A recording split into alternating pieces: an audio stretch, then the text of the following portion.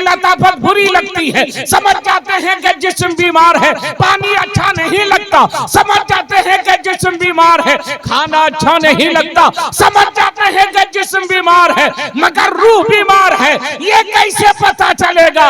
हाँ प्यारे, आज मैं एक थर्मामीटर दे के जा रहा हूँ।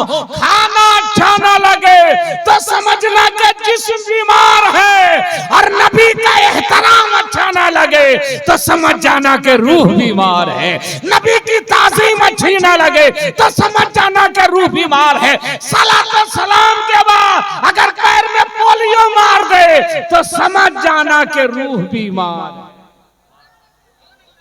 और जब रूह बीमार होती है ना, तो इसका मालिज कोई और नहीं, इसका मालिज मेरे ख्वाजा गरीब नवाज है।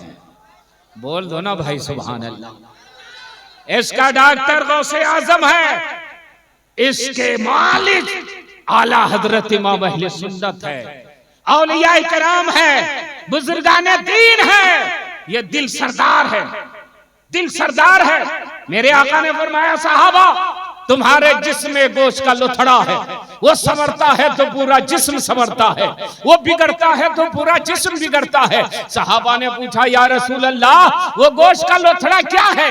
तो मेरे आका ने फरमाया, वो तेरा दिल है। और सच फरमाया मेरे आका ने, ये दिल बिगड़ जाए तो आदमी अर्श पर भी हो तो तख्तु सरा पहुंच जाता है, और ये दिल संवर जाए तो आदमी तख्तु सरा में भी हो तो अर्श आज़म पहुंच जाता है। उलमा की दुआ और मुफ्ती अब्दुल मालिक साहब की दुआ चाहूंगा। ये दिल बिगड़ता है आदमी शद्दाद हो जाता है, ये दिल बिगड़ता है आदमी फिरौन हो जाता है, ये दिल बिगड़ता है आदमी नमरूद हो जाता है, ये दिल बिगड़ता है आदमी कारून हो जाता है, ये दिल बिगड़ता है आदमी अबू जहल बन जाता है, और ये दिल संवर जाता है आदमी सिद्दीक अकबर हो जाता है। ये दिल संवरता है आदमी फारूक आजम होता है, ये दिल संवरता है आदमी उस्मान गनी बनता है, ये दिल संवरता है आदमी मौलाए कायनात बनता है, ये दिल संवरता है आदमी इमाम हुसैन होता है, ये दिल संवर जाए आदमी गौसे आजम होता है, ये दिल संवर जाए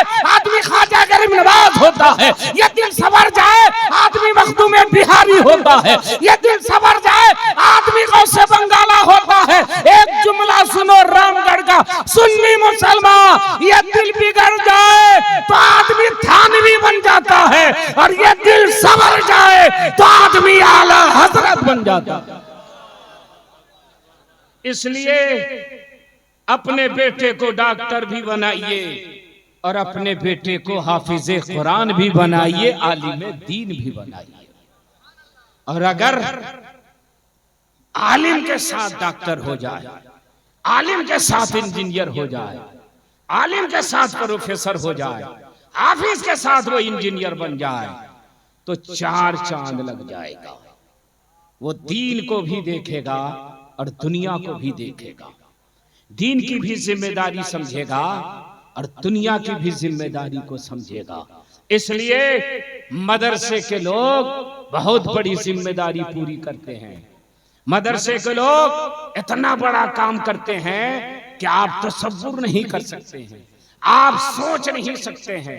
कभी आपने सोचा कि जब भी इस्लाम पर हमला होता है तो कोई आम आदमी जवाब नहीं देता है, इसी मदरसे का पढ़ा हुआ आलिम दीन जवाब देता है। इसी मदरसे के मुफ्तियाने किराम फतवा जारी करते हैं, इसी मदरसे से पढ़े हुए लोग उलमाए किराम होते हैं जो मैदान में उतर करके उसका जवाब देते हैं और बताते हैं। आज दुनिया कहती है, इस्लाम के ऊपर इल्जाम लगाने वाले ये कहते हैं कि इस्लाम ने बेटी को नहीं बराबरी दिया है, बेटे को ज्यादा दर्जा दे दिया, बेटी को कम दर्जा दे दिया। अरे जालिम, तुमने इस्लाम को समझा ही नहीं है। इस्लाम ने, मेरे नबी ने बेटी से बड़ा दर्जा बेटे को नहीं दिया है, बल्कि बेटे से बड़ा दर्जा मेरे मुस्तफा ने बेटी को अता फरमाया है। कोई जो दिखा दे बेटे की पैदाइश पर जन्नत की बशारत दी गई हो, मगर बेटी की पैदाइश पर मेरे नबी ने बाप को जन्नत की बशारत अता। जिस बेटी को तुम समझते हो कि हमने कॉलेज यूनिवर्सिटी और दफ्तरों में पहुंचा दिया और बहुत बड़ा मकाम उसे दे दिया। शायद तुमने इस्लाम को नहीं समझा है। मेरे नबी ने बेटी की पैदाइश पर जन्नत की बशारत अता फरमाई, और जिस औरत को लोग हकीर समझते थे, जलील समझते थे, रुस्वा करते थे, उस औरत के कदम के नीचे मेरे नबी ने जन्नत अता फरमाई है। माँ के कदम के नीचे जन्नत है। किसके कदम के नीचे जन्नत? सब लोग बोलिए, किसके? माँ के कदम के नीचे जन्नत। बाप के कदम के नीचे जन्नत नहीं है, माँ के कदम के नीचे जन्नत है। अरे मेरे नबी मुख्तारे कायनात है, जिसके कदम के नीचे चाहते मुस्तफा जन्नत रख देते।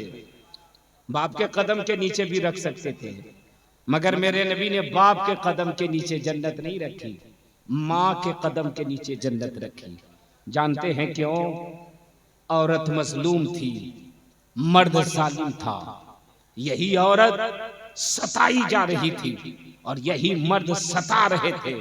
मुस्तफा ने एक मजलूमा के कदम के नीचे जन्नत रख करके उसका मकाम औजे सुरैया तक पहुंचा दिया है।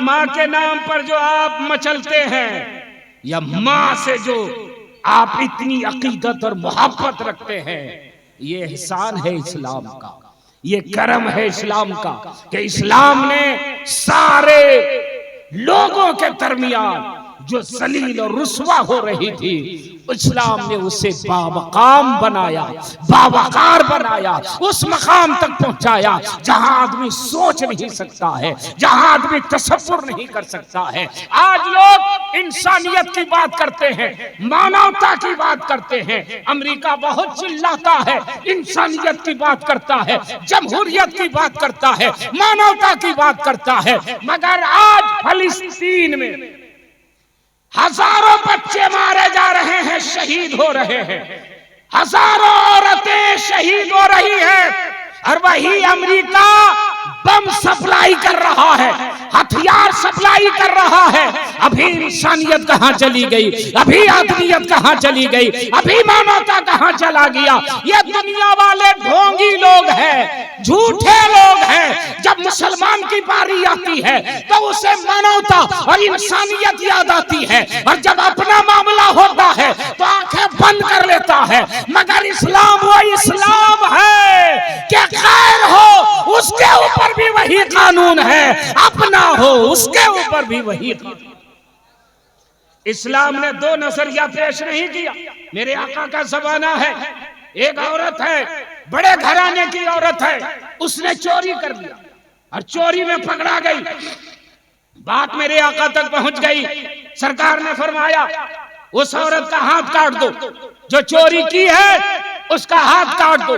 बड़े घर की औरत थी, लोगों ने एक प्लानिंग बनाई, एक ग्रुप बनाया, चलो सरकार की बारगाह में गुजारिश करें, अर्जी पेश करें, या रसूल अल्लाह बड़े घर की औरत है, एक मौका दिया जाए, माफ कर दिया जाए। अगर हाथ काटा जाएगा तो समाज में बहुत बदनामी होगी, इसलिए एक मौका दे दिया जाए, छोड़ दिया जाए। ये लोग सरकार की बारगाह में पहुंचे, या रसूल अल्लाह बड़े घर की अमीर घराने की औरत है, एक मर्तबा गलती हो गई, चोरी की है, पकड़ा गई, एक मर्तबा माफ कर दीजिए वरना बदनामी होगी। सरकार ने जैसे ही सुना मेरे नबी के वक्तोहा चेहरे का रंग बदल गया। फरमाया क्या कह रहे हो? बड़े घर की औरत है इसलिए छोड़ दिया जाए, छोटे घर की औरत होती तो हाथ काट दिया जाता। आने वाला सुन लो, अरे ये बड़े घर की औरत है, अगर मेरी बेटी फातिमा भी चोरी करेगी तो उसका भी हाथ काट दिया जाएगा। इस्लाम का कानून सबके लिए बराबर। ये इस्लाम है, ये इस्लाम है।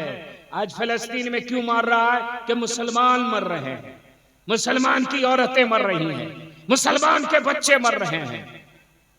मगर मेरे आका मुस्तफा जाने रहमत ने आम काफिरों के साथ भी ऐसा सलूक पेश किया कि जमाना हैरत में पड़ जाता है देख करके। अमल करना दूर की बात है, तसव्वुर में नहीं ला सकता। मैदान बदर की कैदियों को रस्सी से जकड़ करके बांध दिया था सहाबा ने, अब बाहर में छोड़ दिया। रात के बाद एक कैदी के कराहने की आवाज आई, मेरे सरकार अपने हुजरे मुबारक से निकले। फरमाया क्या हुआ? ये काफिर लोग थे जो नबी से मुकाबला करने आए थे। या रसूल अल्लाह, मेरे हाथ को रस्सियों से जकड़ के बांध दिया गया है, हमें तकलीफ हो रही है। मेरे मुस्तफा ने फरमाया, सहाबा इनके हाथ की रस्सी को ढीली कर दो। मुसलमान नहीं है तो क्या हुआ, इंसान है ना, कम से कम इंसानियत के नाते इसकी रस्सी को ढीली। ये दुश्मन थे जो नबी ये पाक से मुकाबला करने आए थे। मुस्तफा ने रस्सी को ढीली करवा दिया था। सरकार की बारगाह में एक लड़की आई थी जिसके सर पे दुपट्टा नहीं था, चादर नहीं थी। मेरे आका ने फरमाया, कौन लड़की है? चादर नहीं है सर पे, दुपट्टा नहीं है सर पे। अर्ज किया, सरकार ये गैर की बेटी है, काफिर की बेटी है, इसलिए चादर नहीं है, दुपट्टा नहीं है। मेरे आका ने फरमाया, इसके सर को ढक दो। बेटी किसी की हो, बेटी तो बेटी ही होती है, करके ये काफिर की बेटी है, मगर इसको भी बेपर्दा ना कर। आज ये यूरोप वाले बहुत बड़े जमहूरी बनते हैं, बहुत बड़े इंसानियत के अलमबरदार बनते हैं। आज जालिम